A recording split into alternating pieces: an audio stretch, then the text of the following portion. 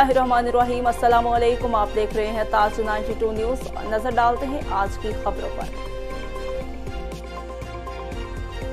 24 तारीख बरोज़ हफ्ता को गवर्नमेंट कॉलेज ख्वाजा फरीद रहीम यारखां के ग्राउंड में पाकिस्तान तहरीक इंसाफ सियासी ताकत का मुजाहरा करेगी। इस सिलसिला में पाकिस्तान तहरीक इंसाफ के रहनुमा PP 265 NA 173 चौधरी सजाद अहमद बड़ाइस की चौधरी आमिर मुख्तार के हमरा माची गोठ डेरा सोलंगी आमद, सरदार गुलाम मोहिउद्दीन सोलंकी, सरदार हमीदुद्दीन सोलंकी, सरदार नासिर खान सोलंकी, सरदार नादिर खान सोलंकी को इमरान खान जलसे की दावत दी। इस मौका पर उन्होंने जलसा को भरपूर कामयाब करने की यकीन दहानी कराई।